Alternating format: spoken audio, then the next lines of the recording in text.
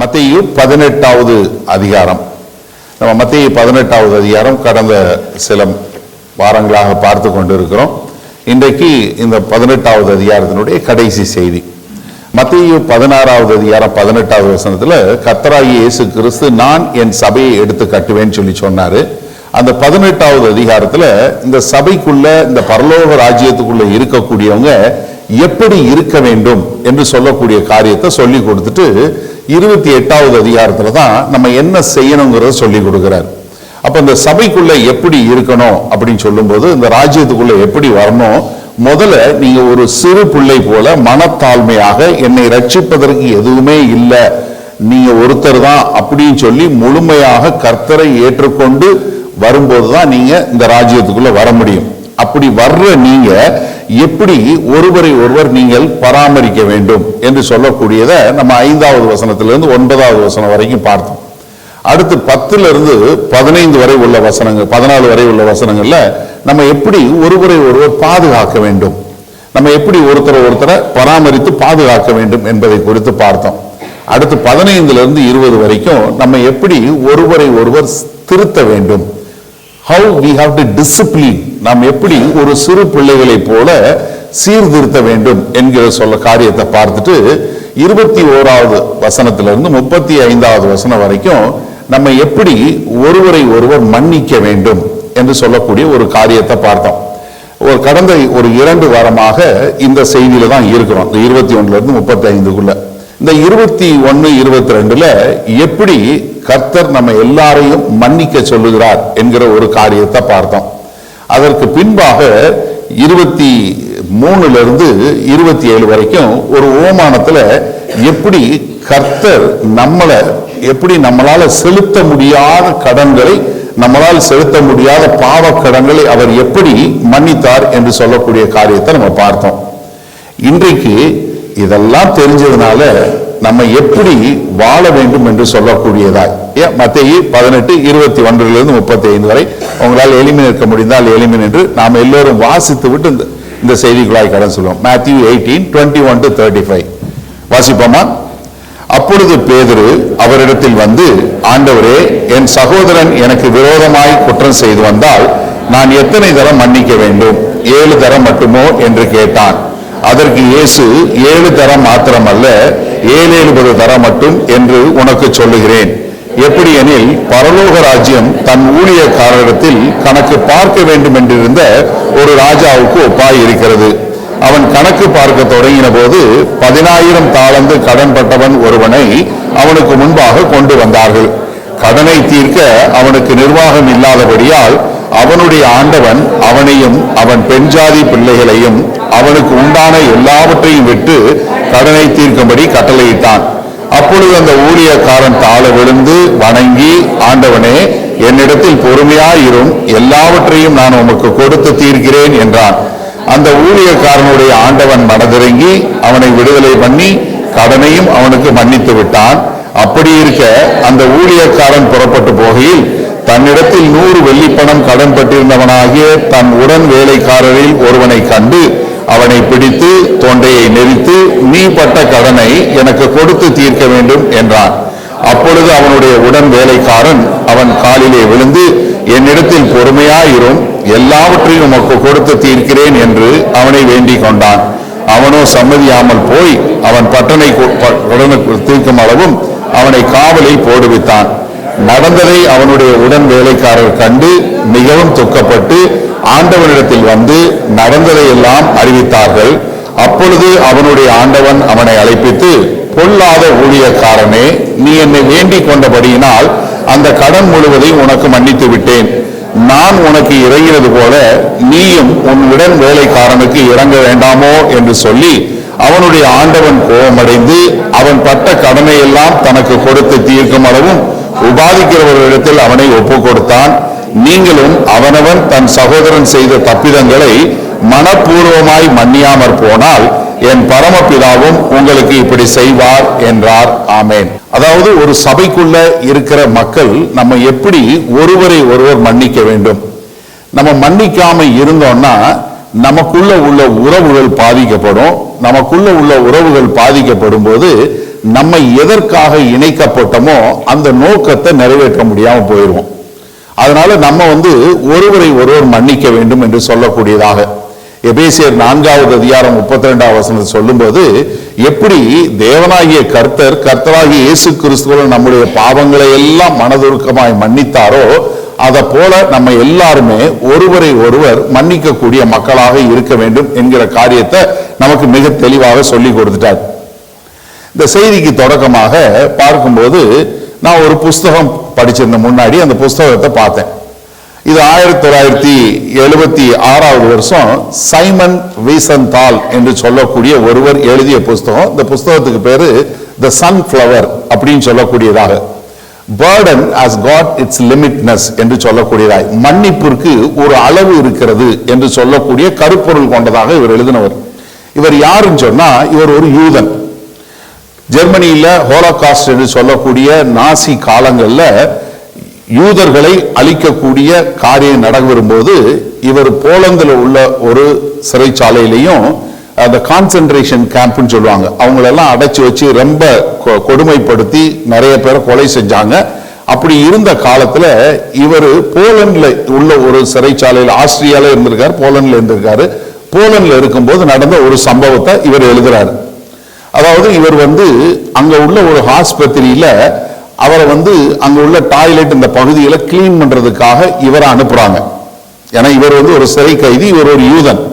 அப்படி இருக்கும்போது அங்க தேடி இங்க இருக்கிறதுல யாராவது ஒரு யூதன் இருக்கிறானா அப்படின்னு சொல்லி கேட்கிறாங்க. ஆமான்னு சொல்லி இவரை இப்ப கொண்டு போய் விடுறாங்க. அப்போ ஒரு 21 வயது உள்ள ஒரு நாசி ஜெர்மன் ஆள் அந்த சோல்ஜர் ரொம்ப மோசமா ஊண்டாகி எல்லா பக்கமும் போட்டு பேண்டேஜ் போட்டு சாக கிடக்குறான். சாக கிடக்கும் போது இவரோட நீ யூதனா ஆமானது, அவன் இருக்க சக்தியெல்லாம் பிடிச்சு அவர் கையை பிடிச்சு இறுக்கி பிடிச்சு, ஐயா என்னைய மன்னிச்சிருங்க, நான் உங்ககிட்ட யாராவது ஒருத்தட்ட மன்னிப்பு கேட்கணும் நான் சாகிறதுக்கு முன்னாடி அப்படின்னு சொல்லிட்டு அவன் வாழ்க்கையில அவன் எப்படியெல்லாம் குடும்பத்தை பிள்ளைகளை எல்லாரையும் கொலை செய்தான், நான் இப்ப சாக போறேன், ஆனா எனக்கு இந்த மன்னிப்பு வேணும், நீங்க மன்னிச்சிருங்க அப்படின்னு சொல்லி அவர் கையை பிடிச்சு கெஞ்சுறான். சாக போக்கு ஒரு சிறு நொடிகள் தான். இவர் ஒண்ணுமே பண்ணல. மெதுவா அவன்கிட்ட இருந்து கையை எடுக்கிறாரு, அவன் செத்து போயிடுறான், இறந்து போயிடுறான். இவர் மன்னிப்பும் கொடுக்கல, ஒன்னும் சொல்லல, பதிலே சொல்லல. அவர் அந்த புஸ்தகத்தை முடிக்கிறாரு. நான் மன்னிப்பு கொடுக்கல, ஏன்னா மன்னிப்பு கொடுக்க முடியல என்னால, நான் ஒண்ணுமே சொல்லல, வந்துட்டேன், அவன் இறந்து போயிட்டான், நான் செஞ்சது சரியா, நான் இருந்த இடத்துல நீங்க இருந்தா என்ன செஞ்சிருப்பீங்க அப்படின்னு அந்த புஸ்தகம் முடியும். இதே இடத்துல நீங்க இருந்திருந்தா என்ன செஞ்சிருப்பீங்க? தன்னுடைய சொந்த தேசத்து சக மனிதர்களை கொலை செய்து, பிள்ளைகள், சிறு பிள்ளைகள், பெரியவங்க எல்லாரையும் கொலை செய்து ஒண்ணுமில்லாம பண்ண அவனை இதே மாதிரி சாகம் தருவாயில என்னை மன்னிச்சிருங்கன்னு சொல்லி உங்க கையை பிடிச்சு கேட்டா நீங்க என்ன சொல்லுவீங்க அப்படின்னு. இதற்கு 32 very well known prominent leaders பதில் எழுதியிருக்காங்க. 32 பேர் எழுதியிருக்காங்க. அதுல பெரும்பாலானோர் யூதர்கள். அவங்க எல்லாம் சொன்னது என்னன்னா, நீ செஞ்சது சரி, நீ செஞ்சது சரி. அவனுக்கு மன்னிப்பு கொடுத்திருந்தேன்னா அப்போ அவன் செஞ்சதெல்லாம் சரின்னு ஆயிருமே. ஒரு நிமிஷம் சிந்தி பாருங்க, நீங்க எப்படி இருந்திருப்பீங்க? அங்க இருந்தா எப்படி செஞ்சிருப்பீங்க? பதில் இருந்தா எப்படி எழுதியிருப்பீங்க? உலகத்துல நீ மன்னிக்காதன்னு தான் சொல்லும். ஆனா சபைக்குள்ள ஆண்டவர் என்ன சொல்றாரு? இல்ல, அப்படி இருக்கக்கூடாது, நீ மன்னிக்கணும். நீ மன்னிக்க வேண்டியது மிகவும் அவசியம். ஏன்னா சபைக்குள்ள ஒருத்தர் மன்னிக்கலைன்னா இன்றைக்கு சபைகள் பிரிந்து போவதற்கு, சபைகளுக்குள்ள இவ்வளவு பிரச்சனை வருவதற்கு காரணம் என்னன்னா மன்னிக்க முடியாத தன்மை. அதனாலதான் சபை பிரிவு, சபை பாகுபாடாகி பிரிஞ்சு போய் ஒண்ணுமில்லாம போறது காரணம், சபை தன்னுடைய நோக்கத்தை நிறைவேற்ற முடியாம போறது காரணம் என்னன்னா மன்னிக்க முடியாத தன்மை. அதனாலதான் இங்க ஆண்டவர் சொல்லும்போது என்ன சொல்றாரு? 21வது வசனத்துல பேதுரு கேட்கும்போது, ஆண்டவரே நான் எத்தனை முறை மன்னிக்கணும்? 7 தடவை மன்னிக்கணுமா அப்படின்னு சொல்லும்போது 22வது ஆண்டவர் சொல்றாரு, இல்லப்பா, ஒரு நாளைக்கு நீ 490 தடவை. அப்படின்னா என்ன? மன்னிப்புக்கு அளவே கிடையாது. அதான் நம்ம முதல் வாரம் பார்த்தோம். அன்லிமிட்டெட் ஃபர்கிவ்னஸ், மன்னிப்பிற்கு அளவே கிடையாது என்று சொல்லக்கூடியதாக. அதற்கு பின்பாக ஆண்டவர் என்ன சொல்றாரு? ஒரு உவமானத்தை சொல்றாரு. 23வது வசனத்தை சொல்லும்போது, எப்படி ராஜ்யம் ஒரு கணக்கு பார்க்கிற ராஜாவிற்கு ஒப்பாய் இருக்கிறது என்று சொல்லக்கூடியதா. அப்போ இங்க ராஜா யாரு? ஆண்டவர். யாரு கணக்கு பார்க்கிறாரு? நமக்கு உயிரை கொடுத்து, நமக்கு ஜீவனை கொடுத்து, நமக்கு நாசியில சுவாசத்தை கொடுத்து, நமக்கு எல்லா திறமைகள், தாளந்துகள் எல்லாவற்றையும் கொடுத்து, நம்ம கையில கொடுத்து நம்மளை அனுப்பிச்ச அந்த தேவன் கூப்பிட்டு கணக்கு பார்க்கக்கூடியதாக. அவனை கூப்பிட்டு கணக்கு பார்க்கும்போது அவன் கணக்கு பார்க்க தொடங்கும் போது அவனால் என்ன 10,000 தாளந்து, 10,000 தாளந்து என்று சொல்லக்கூடியதா, 10,000 talents. அதாவது அவனால வாழ்க்கையில செலுத்த முடியாத மிகப்பெரிய கடன், அவனால செலுத்த முடியாது. நம்மளால மனுஷன் தன்னுடைய பாவத்திற்கு பரிகாரமா எதையுமே செலுத்த முடியாது. எந்த ஒரு காரியமும் செலுத்த முடியாது. தன் வாழ்நாள் முழுவதுமே செலுத்தினாலும் செலுத்தி தீர்க்க முடியாத கடன்.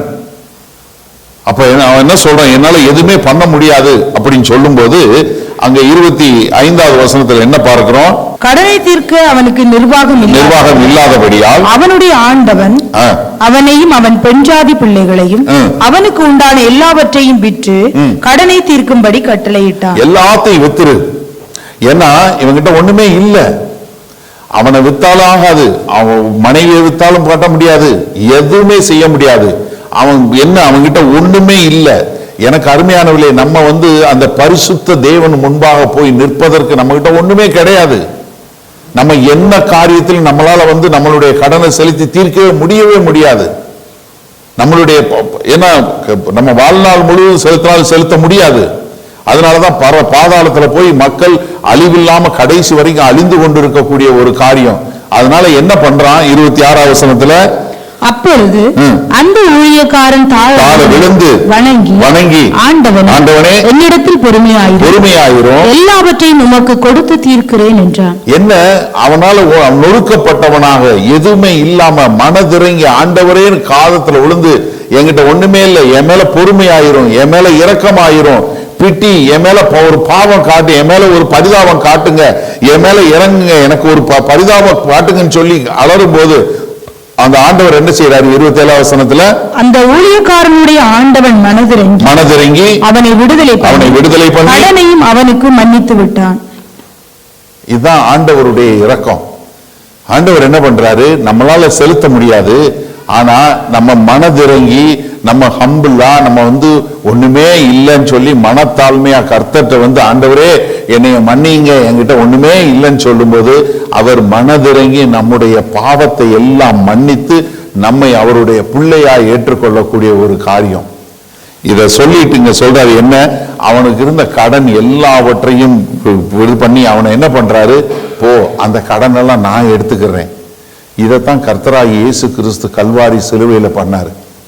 அந்த உங்களுடைய பாவத்தை எல்லாம் நம்முடைய பாவங்கள் எல்லாவற்றுக்காக அவர் கல்வாரி சிலுவையில் நம்முடைய பாவங்களுக்கான தண்டனையை சுமந்து அதை எல்லாவற்றையும் நான் எடுத்துக்கொள்கிறேன்னு சொல்லி எடுத்து அவர் நம்மளை விடுதலை பண்ணக்கூடிய ஒரு காரியம். இப்ப சொல்லிட்டு இன்றைக்கு 28வது வசனத்துல இருந்து பார்க்க போகிறோம். 28வது வசனம் பாருங்க. அப்படி இருக்க அந்த ஊழியக்காரன் புறப்பட்டு போகையில் தன்னிடத்தில் 100 வெள்ளிப்பணம் கடன் பட்டிருந்தவன் ஆகிய தன் உடன் வேலைக்காரரில் ஒருவனை கண்டு அவனை பிடித்து தொண்டையை நெரித்து, நீ பட்ட கடனை எனக்கு கொடுத்து தீர்க்க வேண்டும் என்றான். என்ன ஒரு கொடுமை! எப்படி இவ்வளவு சீக்கிரம் ஒருத்தன் தனக்கு கர்த்தர் கொடுத்த இவ்வளவு பெரிய ஒரு மன்னிப்பை இவ்வளவு லகுவா மறக்க முடியும்? யோசிச்சு பார்க்க முடியுதா? தன்னால செலுத்த முடியாத ஒரு கடனை அவர் மன்னிச்சு விட்டுறாரு. ஆனா அவன் என்ன பண்றான்? தன் உடன் வேலைக்காரரில் ஒருவனை கண்டு, அதாவது இங்க நல்ல கவனிங்க, இது கிறிஸ்தவர்களுக்குங்கிறது நமக்கு நல்லா தெரிய புரியும். ஏன்னா தன் உடன் வேலைக்காரர்களில் அங்க உபயோகப்படுத்துற பதம் சாண்டலோன் என்று சொல்லக்கூடிய கிரேக்க மொழி பதம். அப்படின்னா என்ன? தன் கூட அதே எஜமானுக்கு வேலை பார்க்கக்கூடிய ஒரு ஆள், வேற ஆள் இல்ல. இது சபைக்குள்ள உள்ளதுங்கிறதுக்கு இதுதான் முக்கியமான காரியம். இது சபைக்கு வெளியே இருக்கவங்க இல்ல, தன் உடன் வேலைக்காரன், அதாவது தன்னுடைய ராஜ்யத்துல உள்ள கூட வேலை பார்க்கிற அதே ராஜாவுக்கு கூட இருக்கக்கூடிய ஆளு.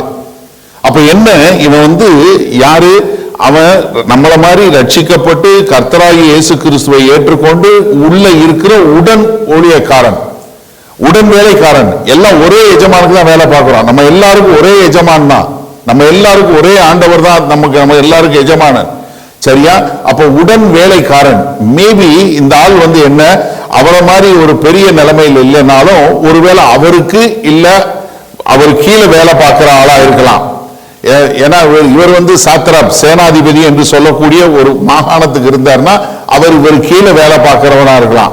ஒரு இல்ல பக்கத்துல கூட வேலை பார்க்கிற ஆளா இருக்கலாம். இவரும் அந்த எஜமானால மன்னிக்கப்பட்டவர், இவரும் மன்னிக்கப்பட்டவர். இவர் என்ன பண்றாரு, இவன் உடன் வேலைக்காரனை என்ன பண்றாரு, தேடி கண்டுபிடிச்சு, அவனை கண்டு என்று சொல்லும் போது சும்மா போகும்போது கேஷுவலா பார்க்கல, ஆளை தேடுறாரு. எப்படி, எனக்கு கடன், நான் கடன் கொடுக்க வேண்டிய எங்கன்னு அவனை தேடுறாரு. தேடி கண்டுபிடிச்சு என்ன பண்றாரு, அவனை பிடித்து தொண்டையை நெரித்து, அதாவது அந்த காலகட்டங்களில் ரோம பகுதியில் பாத்தீங்கன்னா ஒரு கடன் வசூல் பண்றவங்க என்ன பண்ணுவாங்கன்னா, அந்த ரொம்ப ஒரு பலசாலியான ஆளை அப்படியே பிடிச்சு கழுத்தை நெரிச்சு மூக்குல வாயில ரத்தம் அவன் சாகுற வரைக்கும் பிடிச்சிருவாங்க. கடன் வசூல் பண்றது. நல்ல வேலை இப்ப இல்ல, ஒருவேளை இப்ப இருந்திருந்தா அப்படி கடன் வாங்குறது குறைஞ்சிருக்கும்னு நினைக்கிறேன். யோசிச்சு பாருங்க. அப்படிப்பட்ட ஆள்கிட்ட போய் அவன் சொல்றான், நீ எனக்கு கொடுத்து தீர்க்க வேண்டும் என்று சொல்லக்கூடிய ஒரு காரியம். இப்போ நீங்க யோசிச்சு பாருங்களேன், இது அவ்வளவு ஒரு டிராமாட்டிக்கா இல்ல? போய் ஒருத்தனை தேடி கண்டுபிடிச்சு நீ கொடுக்க வேண்டிய காசு, அவ்வளவு காசு உன்னால வாழ்நாள் முழுவதும் கொடுக்க முடியாது. உன்னைய வித்தாலும் கிடைக்காது, உன் மனைவியை வித்தாலும் கிடைக்கும், உன் பிள்ளையை வித்தாலும் கிடைக்காது, உன் வாழ்நாள் முழுவதும் எது பண்ணாலும் முடியாது. ஆனா நீ என்ன பண்ற, ஒரு ஆளை தேடி கண்டுபிடிச்சு நீ கொடுக்க வேண்டிய காசை எனக்கு திரும்ப கொடு அப்படின்னு சொல்லி கேட்கக்கூடிய ஒரு காரியம். எப்படி நீங்க யோசிக்கலாம், இது எப்படி நமக்கு கிறிஸ்தவங்களுக்கு எப்படி பொருந்தும்? நான் ஒன்னும் தேடி அப்படியெல்லாம் பண்றது இல்லையே அப்படின்னு. நம்ம எல்லாருக்கும் இந்த பிரச்சனை உண்டு. இப்ப உங்ககிட்ட யாராவது கடன் வாங்கியிருக்காங்களா? நீங்க கடன் வாங்குறவங்க நினைக்கிறது உண்டா? இல்ல கடன் வாங்குறவங்கள கழுத்துல நெரிக்கிறது உங்க எண்ணத்துல இருக்கா? யோசிச்சு பாருங்க. ஏன்னா இங்க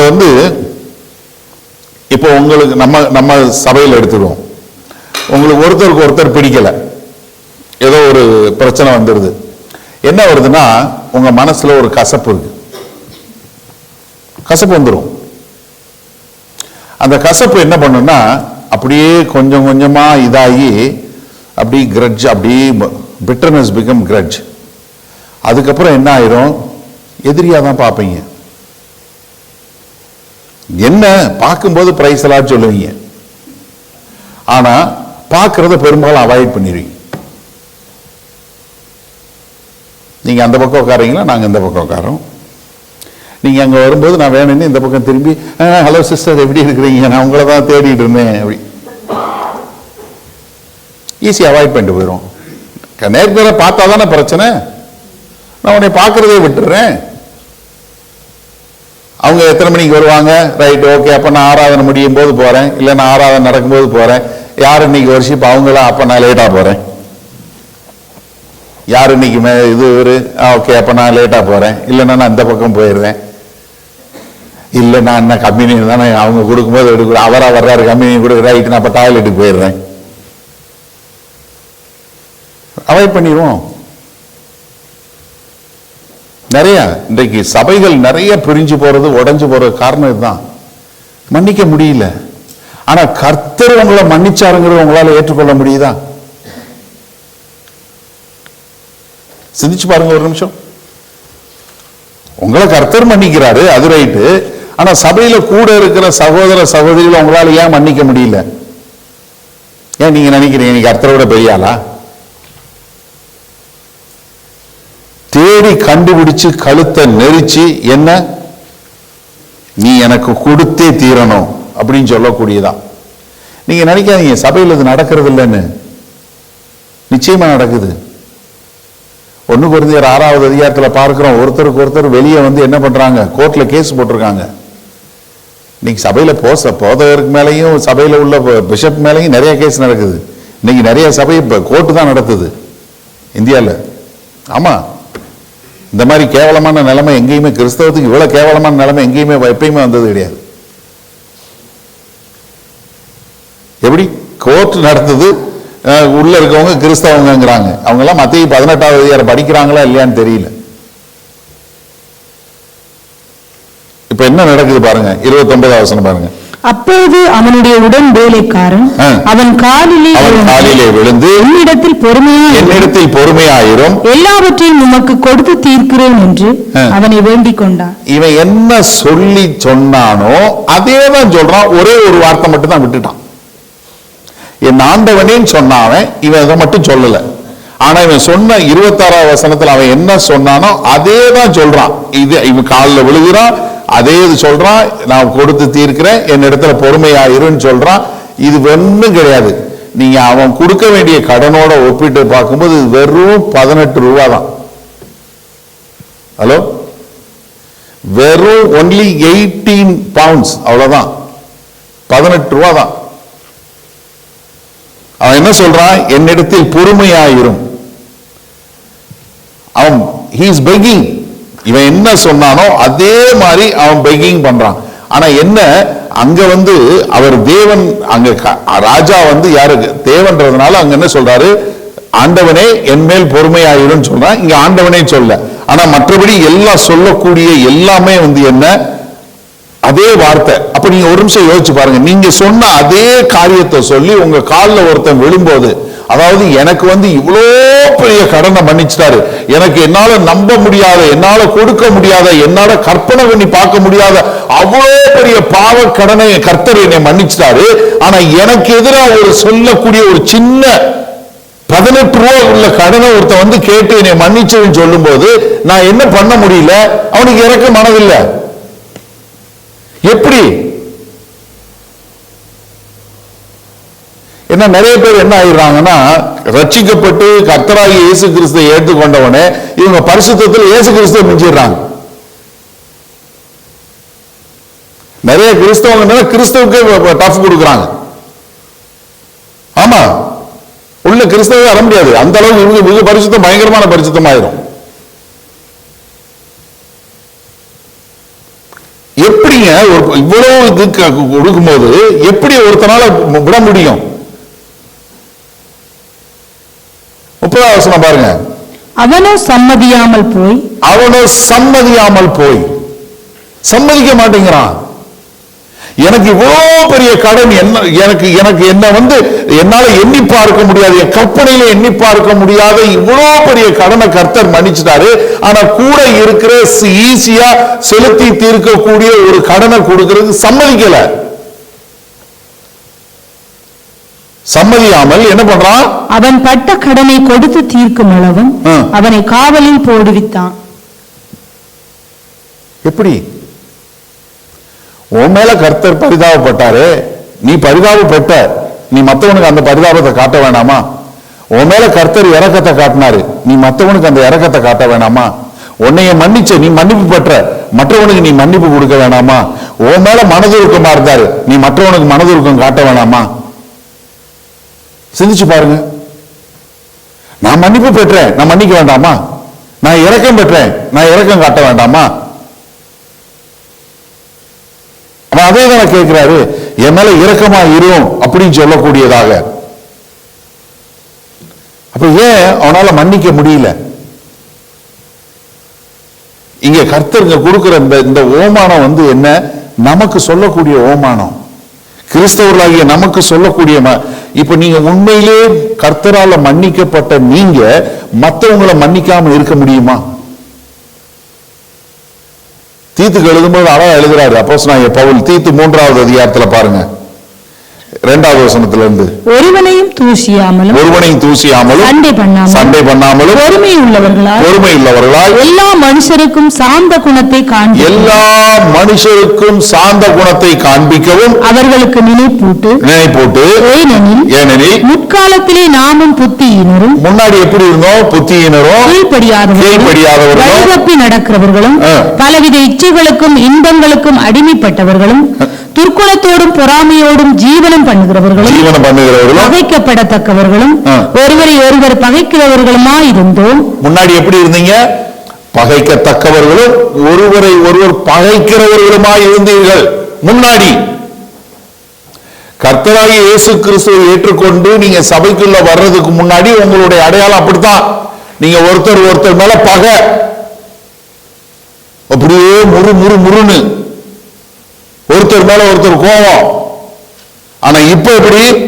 நம்முடைய இரட்சகராகிய தேவனுடைய தயையும் மனுஷர் மேலுள்ள அன்பும் பிரசன்னமான போது நாம் செய்த நீதியின் கிரியைகளின் நிமித்தம் நம்மை ரட்சியாமல் தமது இரக்கத்தின்படியே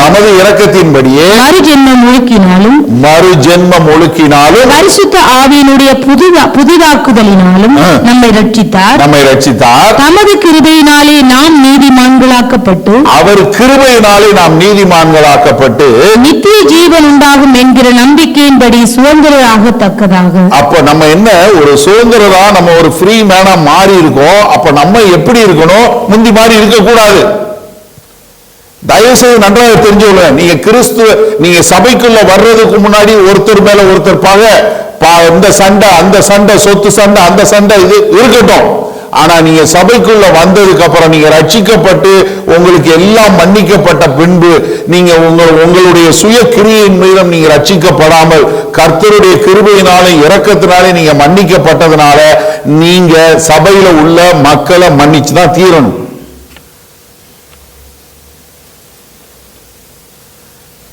ஆண்டவர் சொல்றாரு, இரக்கமுள்ளவர்கள் பாக்கியவான்கள், அவர்கள் என்ன பண்ணுவாங்க? பரலோக ராஜ்யத்தை சுதந்திரித்துக் கொள்வார்கள். அப்ப நம்ம இரக்கம் காட்டக்கூடிய மக்களாக இருக்க வேண்டும். ஏன் நீங்க இப்படி ஒருத்தரை மன்னிக்க முடியாம இருந்தா என்ன தெரியுமா? உங்களுடைய வாழ்க்கையை நீங்க ஒரு நிமிஷம் பாருங்க. நீங்க கர்த்தரோட தொடர்புல இருக்கிறீங்களா? மன்னிக்காம இருந்தீங்கன்னு வச்சோங்களேன், உங்களுக்கு அந்த ஃப்ளோ இருக்காது. கர்த்தரோட உங்களுக்கு ஒரு சமாதானம் இருக்காது. என்ன பண்ணாலும் ஒரு துக்கம் தான் இருக்கும். என்ன பண்ணாலும் ஒரு தான் இருக்கும். உங்களுக்கு வரவே வராது. உங்களுக்கு கர்த்தரோட ஜெபம் பண்றதுல ஒரு ஆர்வம் வருமா? வராது. அவருடைய வார்த்தையை நேசிச்சு நான் வாசிக்கணும், கர்த்தரோட இருக்கணுங்கிறது இருக்குமா? இருக்காது. ஏன்னா நீங்க என்னைக்கு மன்னிக்காம இருக்கும்போது நீங்க என்ன பண்றீங்கன்னா, நீங்களே ஒரு தடையை போடுறீங்க. அவருடைய ஜீவன் வருவதற்கு, அவருடைய சந்தோஷம் சமாதானம் வர முடியாதபடி நீங்களே ஒரு கல்லை வச்சு அடைக்கிறீங்க. உங்க வாழ்க்கையில உங்க வாழ்க்கையை செக் பண்ணி பாருங்க. ஏன்னா அப்படி ஒரு காரியம் இல்லாதபடி என்ன நீங்களே பிளாக் பண்ணக்கூடியதா? ஏன்னா மன்னிக்க முடியலன்னு வச்சோடனே உங்க இருதயத்தில் நீங்க ஒரு பிளாக் வச்சிருவீங்க. உங்களுக்கு தூக்கம் உங்களுக்கு தான் தூக்கம் வராது, உங்களுக்கு தான் சந்தோஷம் இருக்காது, உங்களுக்கு தான் சமாதானம் இருக்காது. எல்லாத்தையும் மன்னிக்க கற்றுக்கொள்ளணும். 31வது வசனம் பாருங்க. நடந்ததை அவனுடைய உடன் வேலைக்காரர் கண்டு மிகவும் துக்கப்பட்டு. ஏன்னா இங்க கூட பாருங்க, அதாவது நடந்ததை எல்லாம் கண்டு அவர்கள் மிகவும் துக்கப்பட்டு, அதாவது அவங்களால சொல்ல முடியாத அளவுக்கு அவ்வளவு பெரிய ஒரு துக்கம். இவங்க என்ன பண்ணியிருப்பாங்க? மத்தேயு 18வது அதிகாரம் 15ல இருந்து 20 வரை சொன்ன வசனத்தின்படி முதல்ல போய் தனியா ஒருத்தரோட ஒருத்தர் பண்ணியிருப்பாங்க. அடுத்து 2-3 சாட்சியை கொண்டு போயிருப்பாங்க. அப்படி அதுக்கப்புறம் சபையில உள்ள மக்கள்கிட்ட மத்தவங்கள்ட்ட சொல்லி எல்லாம் செஞ்சு முடிஞ்சதுக்கு அப்புறம் ஒன்னும் நடக்காத போது எங்க போறாங்க? அவனுடைய ஆண்டவனிடத்தில் போய் என்ன மிகவும் துக்கப்பட்டு, அதாவது அவங்களால நம்ப முடியாத அளவுக்கு அவ்வளவு ஒரு துக்கம்.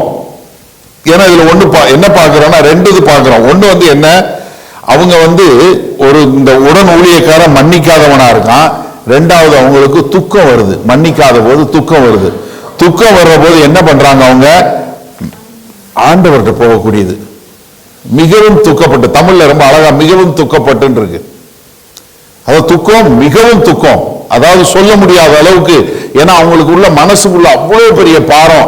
ஏன் இவங்க மன்னிக்க மாட்டேங்கிறாங்க, ஏன் ஒருத்தருக்கு ஒருத்தர் மன்னிக்க மாட்டேங்கிறாங்க சொல்லும்போது அவங்க என்ன சொல்றாங்க, ஆண்டவனிடத்தில் நடந்ததை எல்லாம் அறிவித்தார். இது சும்மா சொல்றது இல்ல, நல்ல கவனிங்க. இப்ப மறுபடியும் ஒரு நிமிஷம் யோசிங்க. மத்திய 18வது அதிகாரம் 15ல இருந்து 20 வரை உள்ள வசனங்களை பார்த்தோம்.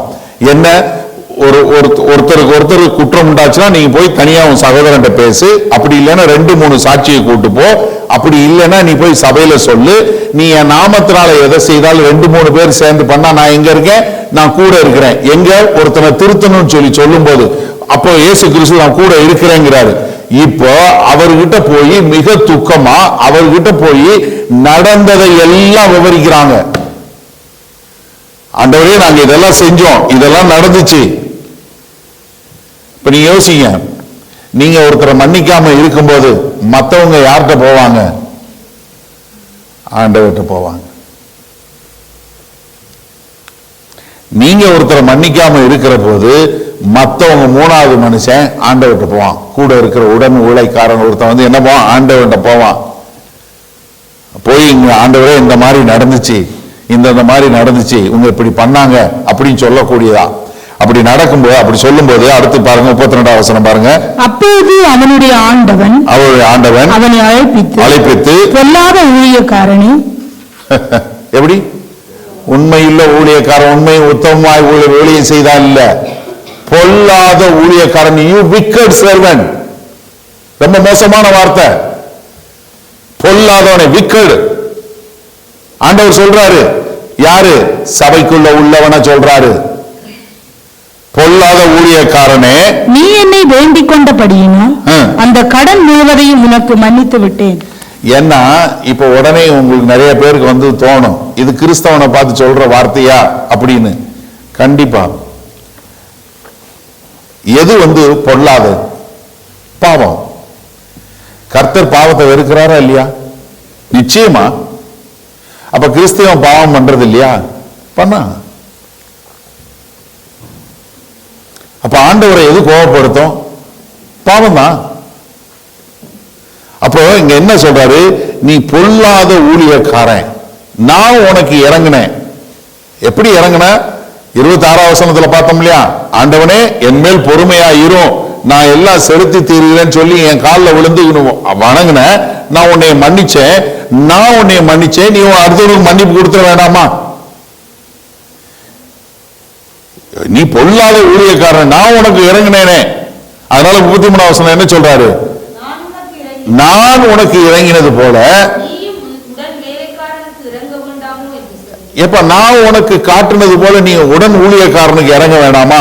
நான் உன் மேல இரக்கம் காட்டினேன், நான் உன் மேல பரிதாபம் காட்டினேன், அதே போல நீ மற்றவனுக்கு இறங்க வேண்டாமா? ஏன்னா அங்க கொடுக்க முடியாது, அங்க செலுத்த முடியாத கடன் இங்க செலுத்தக்கூடிய கடன். ஏன்னா தேவனுக்கு முன்பாக நீ நல்லா தெரிஞ்சு கொள்ளுங்க, நீங்க உங்களுடைய பாவத்திற்காக தேவன் முன்பாக செலுத்த வேண்டிய கடன் செலுத்தி தீர முடியாத கடன். ஆனா உங்க சகோதரருக்கு முன்னாடி உங்க சகோதரிக்கு பண்ணக்கூடியது செலுத்தி தீர்க்கக்கூடிய கடன். அங்க தேவனுக்கு முன்பாக முடியாது, ஆனா இங்க முடியும். அதனாலதான் சொல்றாரு, நான் இறங்கின மாதிரி நீ இறங்கி இருக்க வேணாமா? ஏன்னா உன்கிட்ட ஏன் அந்த இறக்கம் இல்ல? கலாத்தியர் 6வது அதிகாரம் 1வது வசனம் சொல்லும்போது என்ன சொல்றாரு? சகோதரரே, ஒருவன் யாதொரு குற்றத்தில் அகப்பட்டால் ஆவிக்குரியவர்களாகிய நீங்கள் சாந்தமுள்ள ஆவியோடு அப்படிப்பட்டவனை சீர்பொருந்த பண்ணுங்க. என்ன சாந்தமுள்ள ஆவியோட? அப்ப நீ என்ன ஒருத்தனை எந்த அளவுக்கு சாந்தமா மன்னிக்கணும்? இப்ப மறுபடியும் என்ன சொல்றாரு அந்த ஆண்டவன் 34வது வசனத்துல? அவனுடைய ஆண்டவன் கோபமடைந்து அவன் பட்ட கடனை எல்லாம் தனக்கு கொடுத்து தீர்க்கும் அளவும் பாதிக்கிறவர்களிடத்தில் அவனை ஒப்பு கொடுத்தான். முடிச்சு. ஏன்னா நான் முதல்ல ஆரம்பிக்கும் போது சொன்னேன், இந்த 34வது வசனம் 35வது வசனம் பார்த்த உடனே நிறைய பேர் இது கிறிஸ்தவனுக்கு இல்லைன்னு. இல்ல, நிச்சயமா இது கிறிஸ்தவனுக்கு. கர்த்தர் தினந்தோறும் கோபமா இருக்கிறார் பாவிகள் மேல. அது அவருடைய பரிசுத்த தன்மைக்கு எதிரானது. அப்ப நீங்க எப்ப எல்லாம் நீங்க பண்றீங்களோ அப்ப கர்த்தர் நீ திருந்த வரைக்கும் உன்னைய தண்டிக்க தான் செய்வார். நீ திருந்தணும். கர்த்தர் திருத்துறதுக்கு, உங்களை திருத்துறதுக்கு தண்டிக்க தான் செய்வார். சிக்ஷை, டிசிப்ளின் பண்ணதான் செய்வார் ஆண்டவர். எபிரேயர் 12வது அதிகாரத்தில் 5வது வசனம் பாருங்க. அன்றியும் என் மகனே கர்த்தருடைய சிட்சையை அற்பமாக எண்ணாதே. இது யாருக்கு சொல்றாரு? என் மகனே கர்த்தருடைய சிட்சையை, யாரு? ஒரு கிறிஸ்தவனே கர்த்தருடைய சிட்சையை நீ அற்பமாக எண்ணாதே. அவரால் கடிந்து கொள்ளப்படும் போது சோர்ந்து போகாதே. கர்த்தர் எவனிடத்தில் அன்பு கூறுகிறாரோ, யாருகிட்ட அன்பு கூறுகிறாரோ அவனை அவர் சிட்சித்து. யாரை டிசிப்ளின் பண்ணுவாரு? அவர் யார் மேல அன்பு வச்சிருக்கிறாரோ அவங்களதான் சிட்சிப்பாரு. நீங்க சபைக்குள்ள இருந்தீங்க, உங்களை நேசிக்கிறார்னா உங்களை டிசிப்ளின் பண்ணுவாரு. அப்படி இல்லைன்னா தாம் சேர்த்துக் கொள்ளுகிற எந்த மகனையும் தண்டிக்கிறார் என்று பிள்ளைகளுக்கு சொல்லுகிறது போல உங்களுக்கு சொல்லி இருக்கிற புத்திமதியை மறந்தீர்கள். எப்ப ஒரு பிள்ளையை எப்படி திருத்துவாங்க அந்த மாதிரிதான் திருத்துவாரே ஒழிய பிள்ளைய ராடு எடுத்து காய வச்சு சூடு போடுறது இல்ல, 6 அடி குழிய தோண்டி புதைச்சு வைக்கிறது இல்ல. எப்படி பிள்ளைய திருத்தணுமோ அந்த மாதிரிதான் திருத்துவாரு. அதுல 7வது வசனம் பாருங்க. நீங்கள் சிட்சையை சகிக்கிறவர்களாய் இருந்தால் தேவன் உங்களை புத்திரராக எண்ணி நடத்துகிறார். தகப்பன் சிட்சியாத புத்திரன் உண்டோ? எல்லாருக்கும் கிடைக்கும் சிட்சை உங்களுக்கு கிடையாதிருந்தால் நீங்கள் புத்திரராய் இராமல் வேசி பிள்ளைகளாய் இருப்பீர்களே. எப்படி? உங்களை திருத்தாம கை விட்டுட்டார்னா நீங்க வேசியினுடைய பிள்ளை.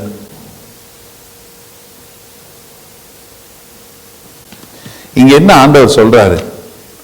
ஏன்னா உங்களை சீர்திருத்தி உங்களை டிசிப்ளின் பண்ணி அவருக்கு ஏற்ற பிள்ளைகளாய் மாற்றுவதற்கு கர்த்தர் உங்களை திருத்தத்தான் செய்வார். அப்போ உங்களுக்குள்ள அப்படிப்பட்ட ஒரு மன்னிப்பு இல்லை. நீங்க யாராவது உங்களை உங்களுக்குள்ள யாரையாவது மன்னிக்க முடியாம, உங்களுக்குள்ள ஒரு இணக்கமான சூழ்நிலை இல்லாம, நீங்க கர்த்தரோட இசைவா இல்லாம இருந்தா நிச்சயமா கர்த்தர் உங்களை திருத்ததான் செய்வார். அப்போ உங்களுக்குள்ள ஒரு ஐக்கியத்துல நீங்க எல்லாரும் ஒரு பரஸ்பர ஐக்கியத்துல, நம்மகிட்ட யாருமே பூரணமான மனுஷர்கள் யாருமே கிடையாது, எல்லாருக்கிட்டையும் குறைவு உண்டு. we all have got our own weaknesses. But ஆனா கர்த்தர் என்ன எதிர்பார்க்கிறாரு? நம்ம ஒருத்தரை மன்னிக்கணும். சபையில என்கிட்ட குறை இல்லையா? நிச்சயமா பார்க்க முடியும். உங்ககிட்ட இல்லையா? நிச்சயமா பார்க்க முடியும். ஆனா நம்ம என்ன பண்ண போறோம்? ஒருத்தரை மன்னிச்சு நம்ம எப்படி கர்த்தர் எதற்காக நீங்க இருக்கிறீங்க, நம்ம எல்லாம் சேர்ந்து என்ன செய்யணும், கர்த்தருக்கு எப்படி நம்ம ஒருவருக்கு ஒருவர் அன்பு செலுத்தக்கூடிய மக்களா வர முடியும் பார்க்கக்கூடியதா. அதனாலதான் 35வது வசனம் சொல்லும் என்ன சொல்றாரு? நீங்களும் அவனவன் தன் சகோதரன் செய்த தப்பிதங்களை மனப்பூர்வமாய் மன்னியாமற் போனால், நல்ல கண்டிஷன் கவனிங்க, நீங்களும் அவனவன் தன் சகோதரனுடைய தப்பிதங்களை மன்னியாமற் போனால் என் பரமபிதாவும் உங்களுக்கு இப்படியே செய்வார் என்றார். இதுல பாசிட்டிவ் என்ன தெரியுமா? நீங்க மன்னிச்சா உங்களுக்கு மன்னிப்பாரு. நெகட்டிவ் என்ன? நீங்க மன்னிக்கலைன்னா உங்களுக்கு மன்னிப்பு கிடையாது. நீங்க மன்னிச்சா உங்களுக்கு மன்னிப்பு, நீங்க மன்னிக்கலைன்னா உங்களுக்கு மன்னிப்பு கிடையாது. எப்படி மன்னிக்க முடியும்? முதல்ல நமக்கு கர்த்தர் கொடுத்த அந்த பூரண மன்னிப்பை புரிஞ்சு கொள்ளணும். சமீபத்தில் ரோமர் 16வது அதிகாரம் பைபிள் ஸ்டடி நம்ம பார்த்துட்டு இருக்கோம் வெட்னஸ்டேஸ்ல. நான் அதுக்கு இந்த லைட் ஃபுட்டு வில்லியம் ஆர்னால்டு இவங்களுடைய இதெல்லாம் பார்த்துட்டு இருக்கும்போது அந்த வில்லியம் ஆர்னால்டோட ஒரு இதில் ஒரு சம்மரி பார்த்தேன். ஒரு டிராவலர் ஒருத்தர் மிஷனரி பிரயாணமாக இதுக்கு போகும்போது, பர்மாவுக்கு போகும்போது, அவர் நடந்து போகும்போது, காட்டில் போகும்போது அவர் மேலே இந்த லீச்சஸ் என்று சொல்லக்கூடிய அட்டை அவர் மேலே ஒட்டிருச்சான். அந்த அட்டை ஒட்டி உடம்பெல்லாம் அட்டை ஒட்டி அப்படியே ரத்தத்தை சக் பண்ண ஆரம்பிச்சதும் அவருக்கு வலி வரவுடனே அவர் அப்படியே அதை எடுத்து பிச்சு எரிய போனாராம். உடனே கூட வந்து சொன்னா, ஐயோ பிச்சிராதீங்கன்னு.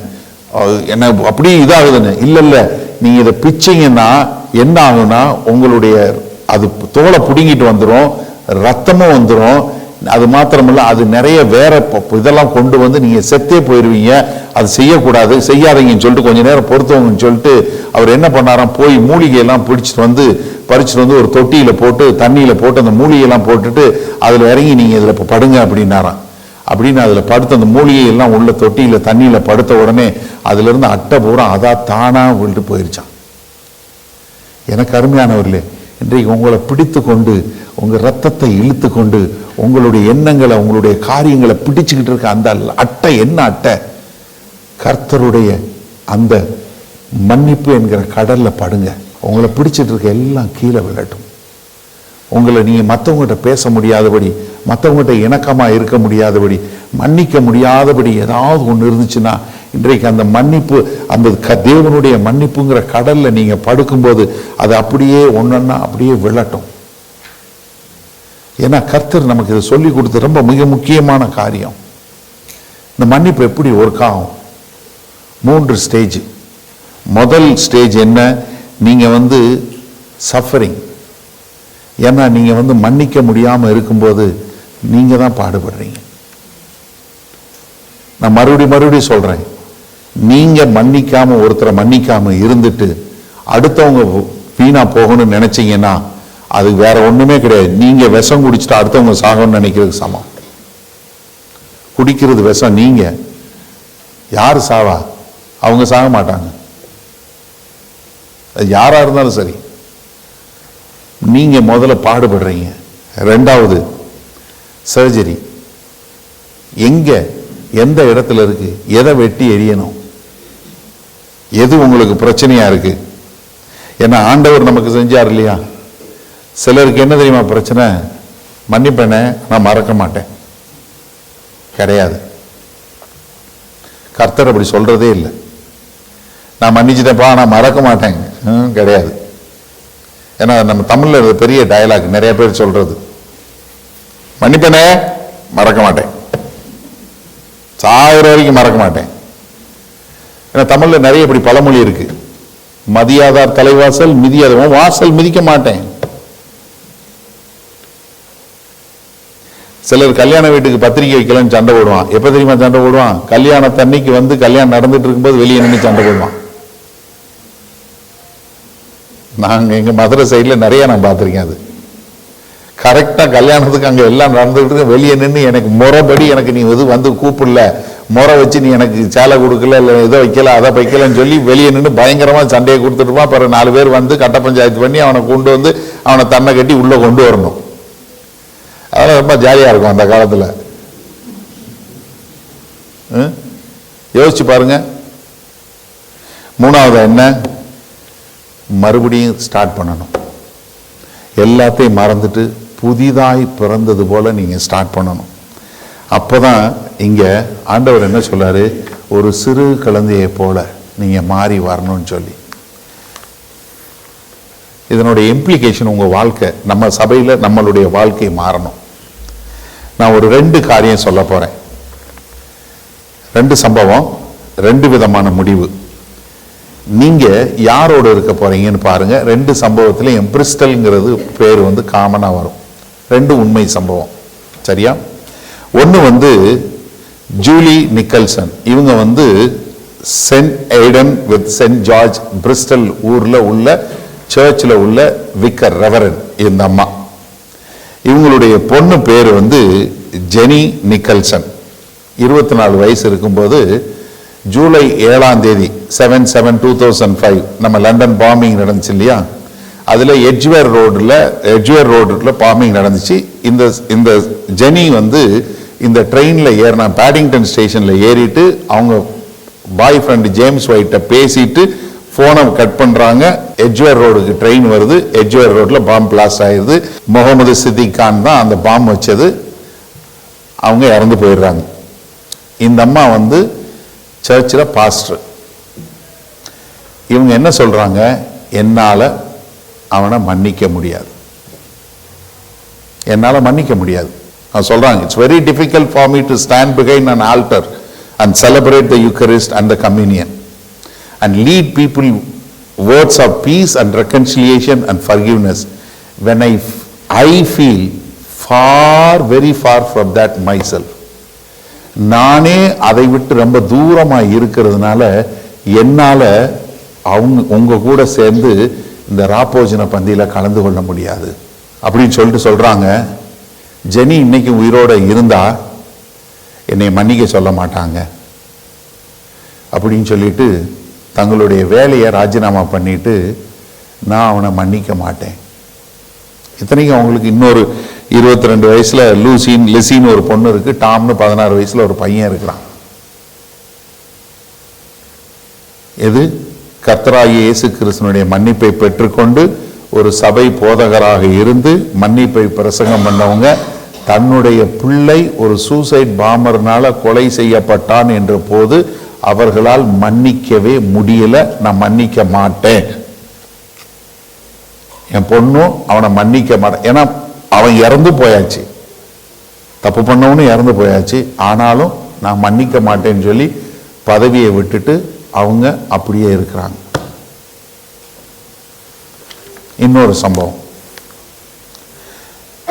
இது டியர்பான் மிச்சிகன் யுஎஸ்ஏல. இந்த சகோதரி பேரு Mrs Bristol, Bob and Bristol. அவங்களுக்கு ஒரு பெண், அவங்க பொண்ணு டயான், 20 வயசு. 1970 வருஷம் வெளியே போன தன்னுடைய மகளை மைக்கேல் கீஸ் என்று சொல்லக்கூடியவர் அங்க உள்ள சாண்டியாகோ பார்க்குக்கு வெளியே அவர் அந்த பிள்ளையை கற்பழித்து கொலை செய்து விட்டார். கோர்ட்ல கேஸ் 1970 அந்த ஜட்ஜு வந்து ஒரு ஜட்ஜ்மெண்ட் கொடுக்கிறார்.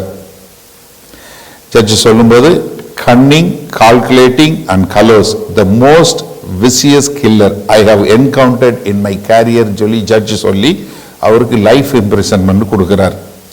அவரை வந்து எங்க கலிபோர்னியா ஜெயில போட்டுறாங்க, மைக்கேல் கீஸ. இந்த லேடி ரொம்ப ஒல்லியானவங்க, ரொம்ப சின்ன தேகம் உள்ளவங்க. இவங்களும் கணவன் பாவம் 2000 மைல் தூரம் கார் ஓட்டிட்டு அந்த பிரிசன்ல போய் அந்த பிரிசன் ஆபீசரை பார்க்குறாங்க. பார்த்து அவங்ககிட்ட சொல்றாங்க, நாங்கள் வந்து மைக்கேல் கீஸை பார்க்கணும் அப்படின்னு சொல்லி பார்த்து அவரையும் அவங்க கூட இருக்க எல்லாரையும் பார்த்து நாங்கள் மன்னிப்பு கேட்குறோம். We harbored no hatred, no revenge. We knew God could make something good out of this incident. 2000 mile தூரம் கார் ஓட்டிட்டு போய் இவர் மேல எங்களுக்கு எந்த வெறுப்பும் கிடையாது, இவர் மேல இவருக்கு பழி வாங்கணும்னு எங்களுக்கு எந்த எண்ணமும் கிடையாது. நாங்க இவரை முழுமையா மன்னிக்கிறோம். சொல்லும்போது didn't I have the right to be killed, red hot Kate, but where would it be gotten me? It would have brought my daughter back. எனக்கு அவனை கொலை செய்யணும் போலதான் கோபம் வருது, ஆனா அதனால என் பிள்ளை திரும்ப வருமா? கிடையாது. ஆனா என்ன கர்த்தர் சொல்லி இருக்கிறார், மன்னிக்கணும்னு நான் மன்னிக்கிறேன். அவங்கள்ட்ட கேட்குறாங்க, உங்களுக்கு என்ன ஆசை அப்படின்னு. அவங்க சொல்றாங்க, எனக்கு இருக்க ஒரே ஒரு ஆசை, we are interested in him as a total person and we want him to know Jesus Christ. I forgive him. நான் உங்களை மனப்பூர்வம் மன்னிக்கிறேன். ஏன்னா கர்த்தர் இவனையும் ஒரு மனிதனா பார்க்கிறாரு. இவரும் கர்த்தராகிய இயேசு கிறிஸ்துவை அறிந்து கொண்டு கர்த்தருக்கென்று வாழணுன்றதான் எங்களுடைய விருப்பம்னு சொல்லி அந்த சகோதரி மன்னிக்கிறாங்க. 2 எக்ஸ்ட்ரீம். ஒருத்தங்க பிரசங்கம் பண்ணி தன் வாழ்க்கை முழுவதும் பிரசங்கம் பண்ண ஒரு சகோதரி, இதுவே ஜெனி நிக்கல்சன் வந்து 52 வயசு. அவங்க இந்த சம்பவம் நடந்த போது அவங்க மன்னிக்க முடியாம போனப்ப, ரெண்டுமே லைஃப் லிவிங் எக்ஸாம்பிள். 2 சம்பவம். நீங்க இவ்வளோ பெரிய தன்னுடைய சொந்த பிள்ளைய கற்பழித்து கொலை செய்தவனை தேடி கண்டுபிடிச்சு கர்த்தர் உன்னை ஆசீர்வதிப்பாரா, நான் மன்னிக்கிறேன், நீ ஆண்டவரை தெரிஞ்சு கொள்ளணும், உனக்கும் அவருடைய மன்னிப்பு தெரியணும்னு தேடி போய் சொல்லக்கூடிய ஒரு சகோதரி. இன்னொரு பக்கத்தில் மன்னிப்பை சொல்லி கொடுத்து தன் பிள்ளைய கொன்னவனை மன்னிக்க முடியாது, இறந்து போனவனையும் மன்னிக்க முடியாம எனக்கு இந்த மன்னிப்பு வேணாம் இதுவும் வேணான்னு ஓடி போன ஒரு ஆள்.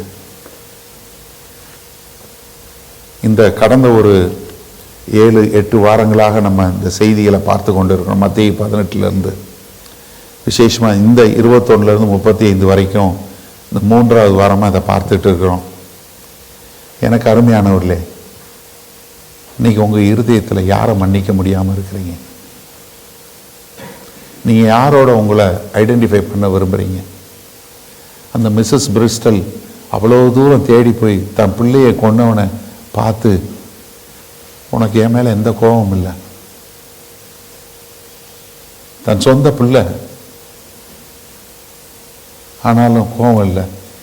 நீயும் கர்த்தரை தெரிஞ்சுக்கணும், உன்னைய நான் மன்னிக்கிறேன் அப்படின்னு தேடி போன அந்த சகோதரியோட உங்களை அடையாளம் கண்டு கொள்ளுவீங்களா? இல்லை, முடியாது. நான் மன்னிக்க மாட்டேன். I will walk away. என்னாலாம் மன்னிக்க முடியாது. உங்களுக்கு தெரியாது அவங்க செஞ்சது எவ்வளோ பெருசுன்னு. உங்களுக்கு தெரியாது அவங்க என்னை பற்றி என்ன பேசினாங்க. உங்களுக்கு தெரியாது அவங்க எனக்கு பின்னாடி என்ன பண்ணாங்கன்னு. யார் நீங்கள்? உங்கள் இருதயத்தை ஒரு நிமிஷம் தேடி பாருங்க. உங்கள் இருதயத்துக்குள்ள என்ன இருக்கு? யார் இருக்கா? உண்மையிலே உங்களால் மன்னிக்க முடியலன்னா நீங்கள் கர்த்தர்ட்ட என்ன சொல்கிறீங்க? என்னை மன்னிக்காதீங்கன்னு ஆண்டவரேன்னு சொல்கிறீங்க. ஒரு நிமிஷம் நீங்கள் உங்களை நீங்களே சுய சோதனை பண்ணி பாருங்கள்.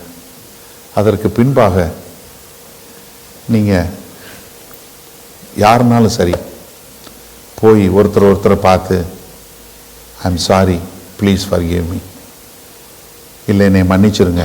பார்க்குறவங்களா இருக்கலாம், பார்க்காதவங்களா இருக்கலாம், இல்லை நீங்கள் வேணும்னே அந்த பக்கம் திரும்பி போகிறவங்களா இருக்கலாம்.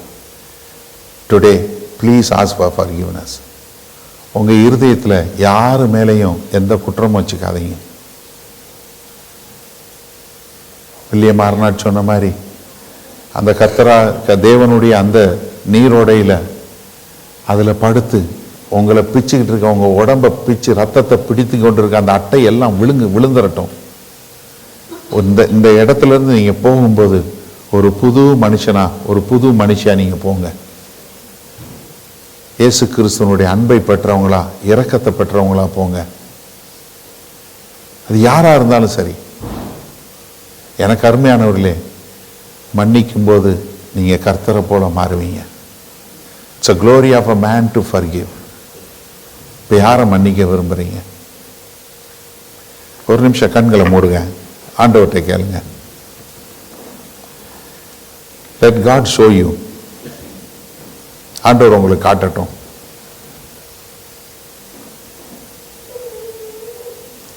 ஒருவேளை நான் இங்கிருந்து சொன்ன வார்த்தைகள் இல்லை ஏதாவது உங்களை காயப்படுத்தி இருந்தா நான் உங்க எல்லார்கிட்டையும் மன்னிப்பு கேட்க விரும்புகிறேன். தயவு செய்து எந்த குற்றங்களாக இருந்தாலும் குறைகளாக இருந்தாலும் மன்னிச்சிருங்க. இன்றைக்கு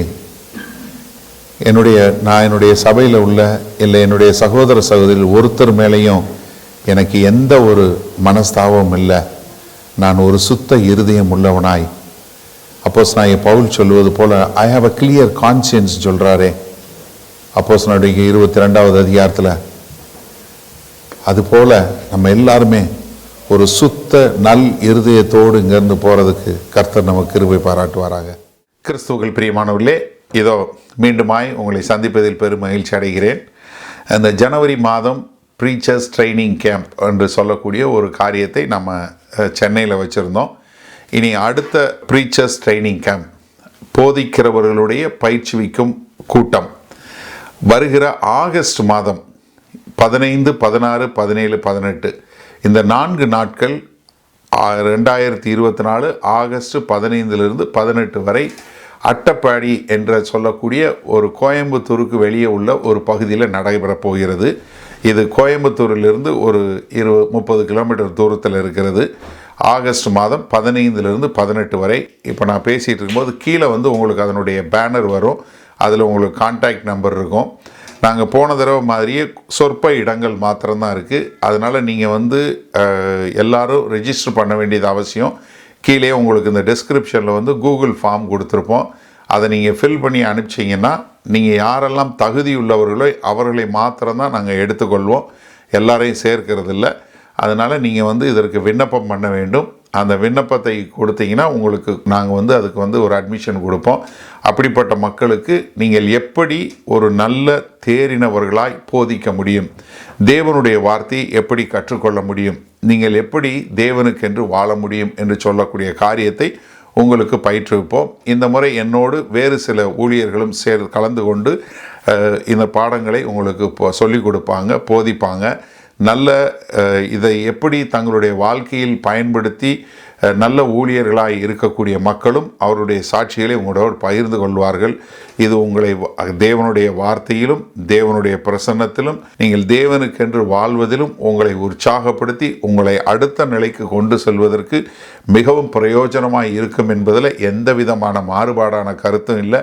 அதனால் கூடிய விரைவிலேயே நீங்கள் இதை புக் பண்ணிட்டீங்கன்னா, இதை நீங்கள் கீழே உள்ள ஃபார்ம் அனுப்பிச்சு நீங்கள் புக் பண்ணிட்டீங்கன்னா அது உங்களுக்கு பெரிய ஆசீர்வாதமாக இருக்கும். ஆகஸ்ட் மாதம் 15ஆம் தேதி நாம் கோயம்புத்தூர் பக்கத்தில் உள்ள அட்டப்பாடியில் சந்திப்போம். God bless you.